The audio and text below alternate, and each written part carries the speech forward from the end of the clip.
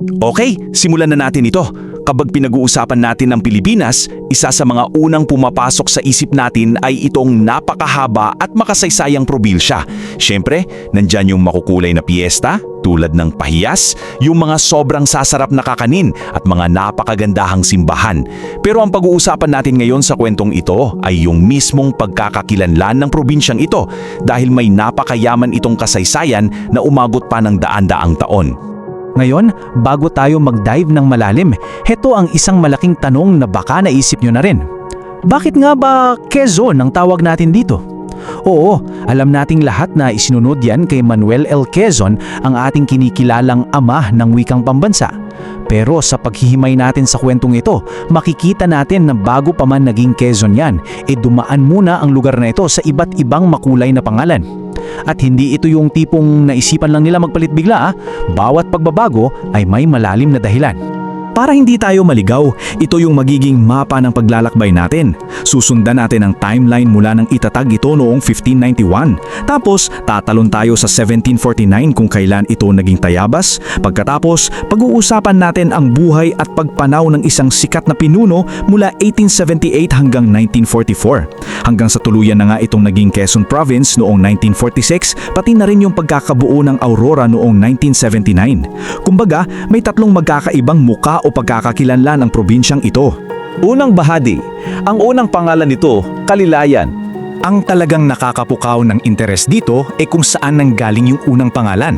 Bago pa man dumating ang mga Kastila, nandyan na ang mga ninuno natin. Pero noong 1591, opisyal na itinatag ng mga Espanyol ang lalawigan at tinawag itong Kalilayan. Bakit Kalilayan? Hango pala ito sa salitang lilay, isang uri ng puno ng palma na sobrang dami sa silangang baybayin ng Luzon noon. Ang bayan ng Unisan ang naging pinakaunang kabisera nito. Isipin nyo yun, sa loob ng mahigit 100 taon, Kalilayan ang tawag dito. Kinuha mismo sa kalikasan na nakapaligid sa kanila. Ikalawang bahagi, ang lalawigang Tayabas at ang isang malaking pagbabago sa kasaysayan. Tayo na sa taong 1749 kung saan nagkaroon ng malaking shift. Bakit ba napalitan ang Kalilayan? Well, isang napaka-praktikal na desisyon ang nangyari rito. Yung unang kapisera natin, ang Unisan, ay nasa mismong baybayin. Kaya ang nangyayari, palaging inaatake ng mga pirata. Siyempre, sobrang delikado na yan, lalo na para sa gobyerno at mga negosyo. Kaya napilitan silang ilipat ang kabisera sa mas ligtas at hindi madaling maabot na lugar, ang bayan ng Tayabas. Dahil sa paglipat na ito, formal na nakilala ang buong probinsya bilang lalawigan ng Tayabas na mabilis naging sentro ng komersyo at politika sa napakahabang panahon. Ikatlong bahagi, ang pamana ni Manuel at ang naging simula ng pagbabago. Gabi yung ipinapakita nito tungkol sa kanya. Noong August 19, 1878, sa maliit na bayan ng Baler na bahagi pa noon ng Tayabas, ipinanganak ang isang bata na babago sa lahat, si Manuel Luis Quezon. Kung titingnan niyo ang buhay niya, napakabilis ng pag-angat niya. Nagsimula siyang sundalo sa revolusyon, naging isang magaling na abogado, hanggang sa maging gobernador mismo ng Tayabas. Pero hindi siya nakontento roon. Naging boses siya ng mga Pilipino para sa kalayaan, hanggang sa maging pangulo ng Commonwealth ng Pilipinas. Ipinaglaban niya ang mga manggagawa at naging ama ng wikang pambansa. Talagang siyang itinuring na pinakadakilang anak ng Tayabas. Pero gaya ng maraming malalaking kwento, mayroon din itong malungkot na kabanata. Noong August 1, 1944, habang patuloy siyang lumalaban at naglilingkod para sa Pilipinas mula sa Amerika dahil sa ikalawang digmaang pandaigdig, pumanaw si Pangulong Quezon dahil sa sakit na tuberculosis. Isang napakalaking puwang nito para sa buong bansa, lalong-lalo na sa mga kababayan niya mismo sa Tayabas na nawala ng isang napakadakilang pinuno. Ika-4 na bahagi, ang Quezon ngayon bilang isang panghabang buhay na pagpupugay. Pagkatapos ng digmaan, panahon na para bumangon ng Pilipinas. At para sa lalawigan ng Tayabas, gusto nilang magbigay ng permanenteng pagpupugay sa kanilang idolo. Dito pumasok ang Republic Act No. 14. Eksakto noong September 7, 1946, ipinasa ang batas na ito, kaya ang lalawigan ng Tayabas ay opisyal at formal ng pinalitan at tinawag na Quezon. Kasabay nito, yung kabisera ay tuluyan ding inilipat sa lungsod ng Lucena na siya pa ring sentro ng probinsya hanggang sa ngayon.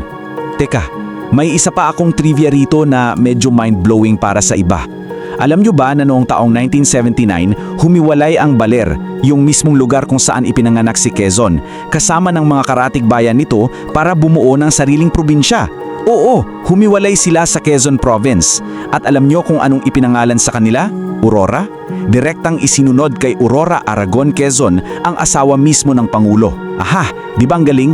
Magkatabi ang dalawang probinsya na nagdadala ng pangalan ng mag-asawa. So, ang pinakamahalagang punto rito ay kahit na naihiwalay pa ang Baler, ang Quezon Province ay sobrang lawak pa rin hanggang ngayon. Umaabot pa rin ito mula sa Infanta sa Hilaga hanggang sa boundary ng Bicol sa bayan ng Tagkawayan sa Timog. Isipin nyo na lang ang lawak niyan. Ang bawat sulok ng lupaing ito may makulay na kasaysayang dala. Mula sa simpleng dahon ng lilay, naging progresibong tayabas at ngayon, taas noong bitbit ang pangalan ng isang dakilang lider. Hindi lang ito nakasulat sa mapa. Ito ay totoong pamana at simbolo ng pagmamalaki ng mga taga roon. Sana ay na-enjoy ninyo ang mabilis nating paghihimay sa makulay na kasaysayang ito. Sa susunod na mapadpad kayo sa probinsyang ito, panigurado, hindi lang masasarap na kakanin at magagandang tanawin ang maaalala nyo, kundi pati na rin ang kwento ng Kalilayan, Tayabas at Quezon. Ngayon, bago natin tapusin ito, gusto kong ibalik sa inyo ang usapan. Sa dami ng magagandang bayan dito mula Hilaga hanggang Timog, anong bayan sa Quezon ang paborito ninyong puntahan at bakit? Pag-isipan nyo yan at patuloy tayong matuto hanggang sa susunod nating kwentuhan.